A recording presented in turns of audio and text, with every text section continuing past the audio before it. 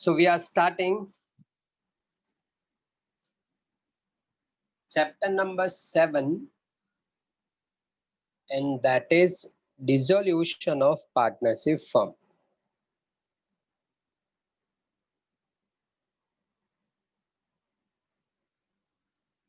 Chapter number 7 of this part 1 of accountancy is last chapter of this part.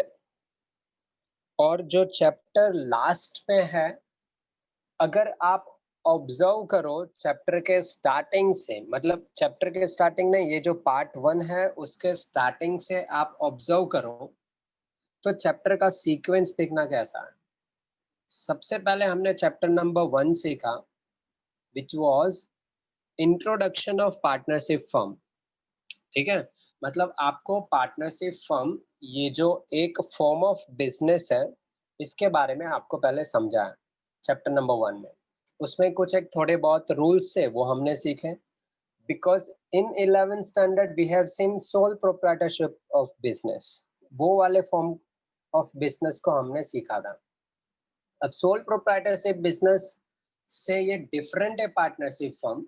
So 12th standard में first chapter आपको introduction का था कि भाई partnership firm जो होता है वो ऐसा होता है और इसमें ये सारे न्यू कंसेप्ट आएंगे। उसके बाद आपने सेकंड चैप्टर में सीख लिया कि पार्टनरशिप फर्म का फाइनल अकाउंट बनाना हो तो कैसे बनाना है। फिर उसके बाद हम स्लोली 1 बाय 1 चैप्टर हम ऐसे सब सीखते गए जो रिकंस्ट्रक्शन ऑफ पार्टनरशिप कहलाता है। मतलब कि ऑलरेडी एग्जिस्टिंग पार्टनरशिप फर्म हो उसमें अगर थोड़ा बहुत चेंजेस हो तो उस चेंजेस का अकाउंटिंग इफेक्ट क्या होगा वो हमने सीख लिया। And now this is last chapter in which we are going to learn how we can dissolve partnership firm. Partnership firm को डिसॉल्व कर देना हो यानी शट डाउन कर देना हो, क्लोज कर देना हो, तब उस टाइम पर क्या अकाउंटिंग इफेक्ट होगा, that we are going to learn in this chapter. ठीक है, तो माइंड में सेट कर लो कि डिसोल्यूशन ऑफ पार्टनरशिप फर्म मतलब हमें यहाँ पर पार्टनरशिप फर्म जो है एक फॉर्म ऑफ बिजनेस, इसको हमें क्लोज करना है और क्लोज करने के लिए कौन कौन से अकाउंटिंग इफेक्ट हमें देने पड़ेंगे।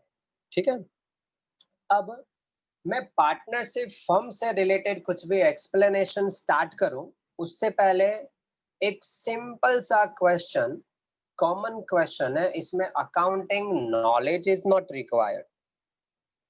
एक सिंपल क्वेश्चन अगर मैं पूछूं आप लोगों को कि अगर आपके पास एक छोटा सा बिजनेस है, आप उस बिजनेस को चला रहे हो और अगर सडनली किसी दिन ऐसा आए कि आपको उस बिजनेस को बंद कर देना है। ठीक है, एक आप छोटा सा बिजनेस कोई भी रन कर रहे हो, for example you are having one business of stationery, sole proprietorship है, आप खुद उसके ऑनर हो और स्टेशनरी का बिजनेस करते हो, you are having a shop. अब उसको आपको बंद कर देना है, तो बंद करना है तो उसका प्रोसेस कैसे स्टार्ट करें, कोई मुझे एक्सप्लेन कर सकता है? I am not talking about accounting effect, accounting entry, accounting process और from the view point of account, no, accounting knowledge के बेस पर इसका आंसर आपको देना नहीं है। एक दुकान बार शटर बंद करे ने सर, हाँ ત્યાં મોબાઈલ નંબર લખી નાખે આ દુકાન ભાડે દેવાની છે। नहीं, this is not logical answer. मेरा क्वेश्चन क्या है समझ में आया? देखो, अगर आपका कोई बिजनेस है, उस बिजनेस को शट डाउन करना हो तो आप अपने माइंड में क्या सबसे पहले क्या मतलब कैसे क्या प्रोसेस करोगे कि आपको वो बिजनेस बंद कर देना है, मतलब वो बिजनेस अब रखना स्टॉक હોય ને એ વેચી નાખવી એમ ઓછા ભાવમાં, જેટલો આપણે બરાબર છે। ગુડ્સ હોય એ બધું ઓછા ભાવમાં Very વેચી good, નાખવી प्रॉफिट કરી। Very good, this is logical answer कि चलो सबसे पहले क्या है, उसके पास जो भी स्टॉक है उस स्टॉक को वो सबसे पहले सेल कर देगा, और इवन ही और सी विल, जो ऑनर है, even they can sell at lowest price also, because बंद करना है। तो अभी तो क्या है कि अब जो प्राइस पर बाय करने वाला सामने रेडी हो वो सेल कर देगा। ठीक है, चलो ये हो गया एक। और किसी को कुछ माइंड में कुछ आ रहा है पॉइंट? पहले तो गुड सेल कर दिया, चलो एकदम इमेजिन करो, जितना प्रैक्टिकल इमेजिन करोगे उतने अच्छे से सम सॉल्व भी कर पाओगे और सम समझ भी पाओगे, चैप्टर भी समझ पाओगे। इमेजिन करो कि आपके पास ऐसा एक स्टेशनरी का शॉप है, आप उस शॉप पर जाते हो तो हर एक जगह पर चारों तरफ स्टेशनरीज के सारे चीजें पड़े हुए, pen, pencil, notebook, textbook, सब हर एक मटेरियल पड़ा हुआ है। तो पहला तो आ गया सॉल्यूशन कि सर जो कुछ भी शॉप पर पड़ा हुआ है ये सब स्टेशनरीज की सारी चीजें उसको पहले सेल कर देंगे, स्टॉक को एट लोवेस्ट रेट, अगर जो भी रेट मिले उसमें हमें सेल कर देना है। उसके बाद हम क्या करेंगे? एंड सर जो क्रेडिटर्स है उन लोगों को पैसे पे कर देना है, और फिर जो डेटर्स है उनके पास से मनी जो है वो रिसीव करना है। Very good, exactly correct. Okay, ये पॉइंट भी लॉजिकल है कि सिंपल के जितने लोग ऐसे हैं जिनके पास से हमें पैसे लेने बाकी हैं, मतलब ऐसा भी तो हो सकता है कि हम प्रीवियस ईयर कोई ऐसे भी पर्सन हो जिसको हमने सेल किया हो क्रेडिट पर, तो वो सभी के पास से पैसे हमें ले लेने हैं। और ले लेने के बाद हमारे सारे गुड्स को सेल कर देने के बाद क्या मैं गुड्स में यहाँ पर ये भी ऐड कर सकता हूँ कि और असेट वगैरह भी हो? फॉर एग्जाम्पल चेयर होगा जहाँ जिस पर हम बैठते थे, फर्नीचर सारा सब कुछ होगा, ये सब फर्नीचर में ही आ गया। ठीक है, एसी वगैरह होगा, ऐसे कुछ असेट हो, तो ऐसे सारे असेट्स को भी मैं गुड्स के साथ सेल कर सकता हूँ। ठीक है, मतलब सभी असेट्स को सेल कर दूंगा, उससे कुछ पैसे मुझे मिलेगा, वो पैसे को मैं मेरे पास रखूंगा। और ऐसे जितने भी लोग हैं जिनके पास से मुझे पैसे लेने हैं, मतलब कि अकाउंटिंग टर्म में बोलो तो डेटर्स, तो डेटर्स के पास से हमें पैसे ले लेने हैं। और उसमें से फिर हमें क्या करना पड़ेगा, जितने भी हमारे क्रेडिटर्स हैं उन सबको पेमेंट कर देना है। और पेमेंट करने के बाद जो कुछ भी बचेगा वो ऑनर क्या करेगा, वो लेकर चला जाएगा। हो गया बिजनेस बंद। ठीक है, इवन कि वो शॉप भी अगर आपका है तो वो भी बेच देना पड़ेगा आपको, वो भी सेल कर दोगे, शॉप को भी सेल करोगे तो उसके भी पैसे मिलेंगे आपको। ठीक है, तो ये एक सिंपल सा लॉजिक है, ये एक लॉजिकल आंसर है कि कैसे आपको अपना बिजनेस सेल कर देना होता है। ठीक है,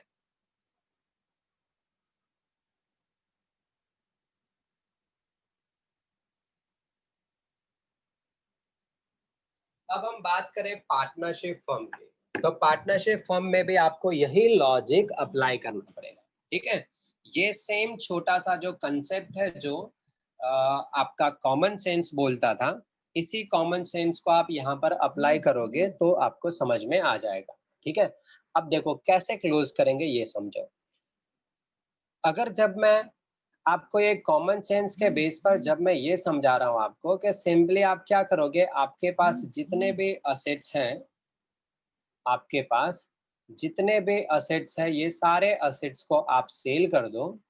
और असेट्स को सेल करने के बाद आपके पास जो भी पैसे आता है उस पैसे से आप अपने सारे लायबिलिटीज को पे कर दो। उसको लायबिलिटीज बोल सकते हैं, क्रेडिटर्स का उसमें जो नाम था, लायबिलिटीज को पे कर दो। और इससे जो आपका सरप्लस, सरप्लस मतलब कि अमाउंट जो बच जाता है वो आप एज अ ऑनर ले जा सकते हो। ठीक है, इसी सेम लॉजिक को हमें क्या करना है, यहाँ पर अप्लाई करना है। अब जब असेट्स सेल करने की बात करते हैं, जब लायबिलिटी पे करने की बात करते हैं, तो ये कोई छोटा सा प्रोसेस नहीं है। एज पार्टनरशिप फर्म जो है, जो पार्टनरशिप फर्म ऑलरेडी एग्जिस्ट करता है उसमें असेट्स भी वैसे वैसे असेट्स भी होंगे ह्यूज अमाउंट वाले। ठीक है, तो उसको सॉल्व करने के लिए, सॉरी उसको सेल करने के लिए और लायबिलिटी सब कुछ पे करने के लिए ये जो प्रोसेस है इट विल टेक टाइम, ये टाइम टेकिंग प्रोसीजर है। तो इस प्रोसीजर को कंप्लीट करने के लिए, इस प्रोसीजर को कंप्लीट करने के लिए एक सिस्टम फॉलो करना पड़ेगा हमें, एक सिस्टमेटिक वे में, यानी उसकी अकाउंटिंग एंट्रीज भी हमें करनी पड़ेगी, सारे अकाउंट्स जितने भी ओपन है सब कुछ क्लोज करना पड़ेगा। और तब हम फाइनली पार्टनरशिप फर्म को डिसॉल्व कर सकते हैं। तो अब मैं उस सिस्टम में जाऊं, कैसे आपको सॉल्व करना है, कैसे क्या क्या एंट्री सब कुछ उस पर जाऊं, उससे पहले मैं आपको थोड़ा सा एक ओवरव्यू समझा देना चाहता हूं, बता देना चाहता हूं कि ये डिसोल्यूशन के टाइप कितने हैं या फिर डिसॉल्व हम कौन कौन से वे से कर सकते हैं। ठीक है, एग्जैक्टली आप टेक्स्ट बुक रीड करोगे आपको सारे इंफॉर्मेशन मिल जाएंगे, बहुत सिंपल सा है, सिर्फ लर्न करना है आपको। मैं थोड़ा सा आपको समझा देता हूँ प्रैक्टिकल बेस पर। देखो, पार्टनरशिप फर्म डिसोल्यूशन और पार्टनर्स डिसोल्यूशन, पार्टनरशिप डिसोल्यूशन और पार्टनरशिप फर्म डिसोल्यूशन दोनों में डिफरेंस है। पहले एक इंपॉर्टेंट पॉइंट ये समझ लेना, पार्टनरशिप फर्म डिसोल्यूशन यानी फर्म डिसॉल्व हो जाता है, पूरा का पूरा फर्म बंद हो जाएगा। और पार्टनरशिप डिसोल्यूशन मतलब कि फर्म तो कंटिन्यू रहने वाला है, लेकिन जो जितने भी पार्टनर्स थे उनके बीच की जो पार्टनरशिप थी वो डिसॉल्व हो रहा है। ऐसा हो सकता है कि कोई वन पार्टनर जा रहा हो, एग्जिट कर रहा हो, या कोई न्यू पार्टनर ऐड हो रहा हो, ऐसा कुछ भी हो सकता है, या profit and loss ratio change हो रहा हो, कैपिटल चेंज करने वाले हो, मतलब रिकंस्ट्रक्शन हो गया। ठीक है, तो वो था जो रिकंस्ट्रक्शन था, वो क्या था, पार्टनरशिप डिसोल्यूशन था। पार्टनरशिप क्लोज होता था लेकिन पार्टनरशिप फर्म नहीं। अभी हम सीख रहे हैं पार्टनरशिप फर्म क्लोज हो जाए। तो पार्टनरशिप जो है फर्म, वो डिसॉल्व कितने वे से हो सकता है, तो एक तो बाय कोर्ट फोर्सफुली डिसॉल्व करना पड़ जाए, और एक हो सकता है कि जितने भी पार्टनर्स है वो म्यूचुअल अंडरस्टैंडिंग से डिसॉल्व करें। ठीक है, अब बाय कोर्ट कैसे डिसॉल्व हो सकता है, कि सपोज के पार्टनरशिप फर्म कंटिन्यूअसली लॉस अकर कर रहा है, अब सस्टेन नहीं कर सकता, तो फिर कोर्ट उसमें इंटरफेरेंस करके वो फर्म को डिसॉल्व करवा सकती है।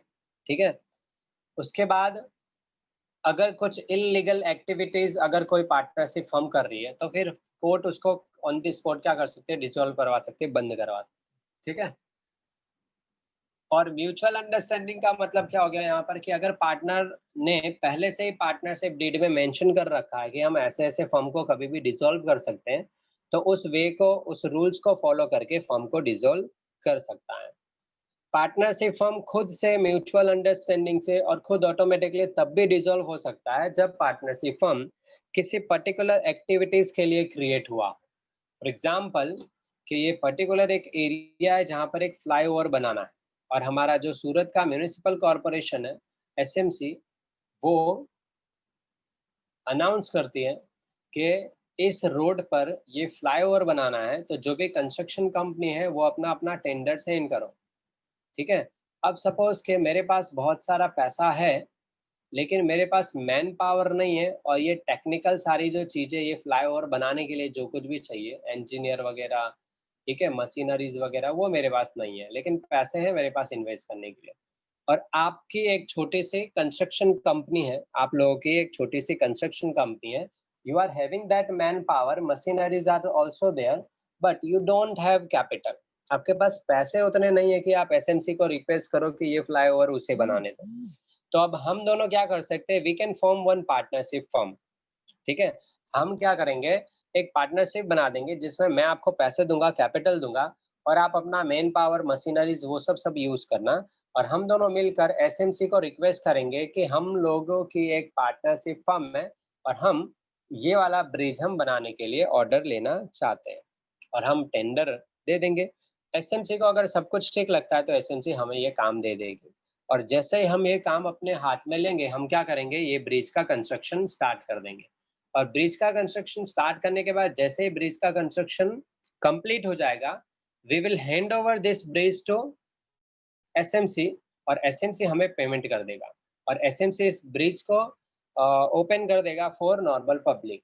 ठीक है, और हमें पैसे ब्रिज का मिल जाएगा। हमें जैसे पैसे मिल जाएगा, फिर हम दोनों क्या करेंगे, हम दोनों ने जो डिसाइड किया कि इतने इतने पार्टनरशिप में हम प्रॉफिट ऐसे डिस्ट्रीब्यूट करेंगे, हम वो प्रॉफिट को डिस्ट्रीब्यूट कर लेंगे, और इमिडिएटली डिस्ट्रीब्यूशन के बाद हमारा ये जो पार्टनरशिप फॉर्म ओपन हुआ था वो क्या होगा, ऑटोमेटिकली डिसॉल्व हो जाएगा, क्योंकि हमने तो ब्रिज के लिए पार्टनरशिप किया था, ब्रिज तो ऑलरेडी बन गया, यानी पार्टनरशिप फॉर्म भी अपने आप क्या होगा, डिसॉल्व हो जाएगा।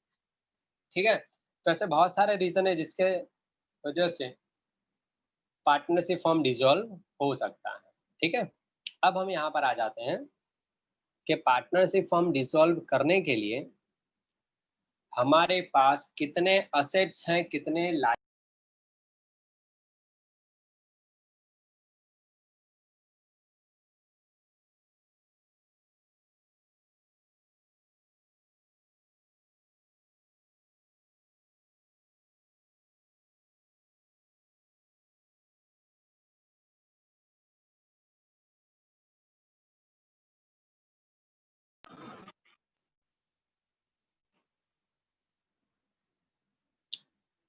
चलो, now can you hear me everybody? Yes sir. Okay, तो बैलेंस शीट से हमें पता चलेगा कि हमारे पास कितने असेट्स हैं और कितने लायबिलिटीज हैं। हमें ऑब्वियस है, बैलेंस शीट एक ऐसा स्टेटमेंट होता है जिससे पता चलता है कि किसी भी बिजनेस में कितने असेट्स और कितने लायबिलिटीज है, और यही एक फिक्स्ड और परफेक्ट डॉक्यूमेंट होता है किसी भी बिजनेस के असेट को जानने के लिए। So balance sheet of last year, जिस ईयर का लास्ट ईयर का बैलेंस शीट इस ईयर तो आप क्लोज कर रहे हो, तो लास्ट ईयर का जो बैलेंस शीट होगा उसी के बेस पर आपको आपका ये फॉर्म जो है वो क्लोज करना पड़ेगा। ठीक है, तो अब बैलेंस शीट में होता क्या है, आप लोगों को फॉर्मेट तो पता ही है क्या होता है। इस साइड होगा लायबिलिटीज, ठीक है, लायबिलिटीज, और इस साइड होगा असेट, लायबिलिटीज एंड असेट्स। ठीक है, ये आपको दे दिया गया होगा। सपोज के यहाँ पर आपको लायबिलिटीज दिया हुआ है ए बी सी डी, ऐसे सारे लायबिलिटीज के नेम मैंने लिख दिए, और यहाँ पर असेट दिया हुआ होगा सपोज के ई एफ जी एच, ऐसे ये सारे आपके असेट्स हैं। ऐसा 4 असेट्स है, 4 लायबिलिटीज है, ऐसा दिया हुआ है।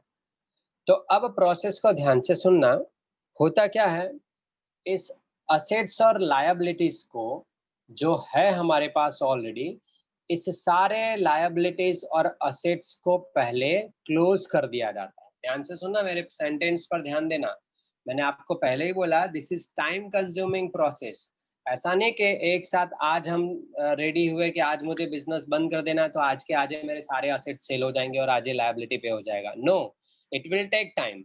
तो उसके लिए क्या करना पड़ता है हमें, आज हमने डिसाइड कर लिया कि हमें ये फॉर्म बंद कर देना है, तो इमीडिएटली हम क्या करेंगे, ये सारे लायबिलिटीज अकाउंट जो है हमारे पास उसको हम क्लोज कर देंगे, और ये असेट्स भी सारे हमारे पास है उसको भी हम क्लोज कर देंगे। लेकिन क्लोज करके हमें कहीं पर तो रखना पड़ेगा, तो उसके लिए ये डिसोल्यूशन प्रोसेस करने के लिए we need to open a new and temporary account that is known as realization account। ठीक है, एक न्यू अकाउंट ओपन करेगा करना पड़ेगा जिसको क्या बोलते हैं, रियलाइजेशन अकाउंट। और ये हम एक नया टेम्पररी अकाउंट ओपन करेंगे, रियलाइजेशन अकाउंट, जिसमें हम क्या करेंगे, ये जितने भी असेट्स को हमने क्लोज किया, सबसे पहले क्लोज करने के लिए हम रियलाइजेशन अकाउंट में अपोजिट साइड पर ट्रांसफर करेंगे। ठीक है, यानी कौन सा साइड हो जाएगा, ये डेबिट साइड हो जाएगा। असेट को हम डेबिट साइड पर ट्रांसफर करेंगे। ठीक है, डेबिट साइड पर। उसके बाद जितने भी लायबिलिटीज है उसको हम ट्रांसफर करेंगे अपोजिट साइड, यानी कौन से साइड पर हो गया, क्रेडिट साइड पर हम ट्रांसफर करेंगे। ठीक है, पहले जैसे ही हम ट्रांसफर करेंगे इट मीन्स ये सारे असेट्स एंड लायबिलिटीज हो गया क्लोज, और क्लोज होकर ये ट्रांसफर होकर यहाँ पर आ जाएगा अमाउंट, ये सारा असेट्स हो जाएगा, ये सारा लायबिलिटीज हो जाएगा। ठीक है, अब क्या है, ये तो सिर्फ अभी ट्रांसफर हुआ है, अभी सेल हुआ नहीं है और पेमेंट भी अभी हुआ नहीं है, सिर्फ ट्रांसफर हुआ है। अब ट्रांसफर होने से के बाद इमीडिएटली जैसे ही ट्रांसफर होता है वैसे ही क्या होता है, आपका ये बैलेंस शीट हो जाता है क्लोज। अब बैलेंस शीट एग्जिस्ट करेगा नहीं, बैलेंस शीट क्लोज हो गया जैसे ही आप ट्रांसफर करते हो। और ट्रांसफर करने के बाद का अब स्टेप क्या है, तो अब सिंपल स्टेप है कि after transferring this assets and liability now we will sell one by one asset. तो असेट्स को सेल करेंगे तो उसकी सेलिंग की एंट्री क्या होगी, तो अपोजिट साइड पर होगा यहाँ पर। ठीक है, सेलिंग की एंट्री अपोजिट साइड पर होगा। वैसे इस लायबिलिटी को जो हमने ट्रांसफर किया उसकी पेमेंट की एंट्री क्या होगी, तो उसकी भी अपोजिट साइड पर होगी। अब क्या एंट्री होगी वो सब कुछ मैं बताऊंगा। ठीक है, तो ये हो गया यहाँ पर सेल ऑफ असेट, पहले यहाँ पर क्या हो गया, transfer of asset, transfer of assets, ये ट्रांसफर ऑफ असेट्स हो गया। ठीक है, और यहाँ पर क्या हो गया, transfer of liability, transfer of liabilities,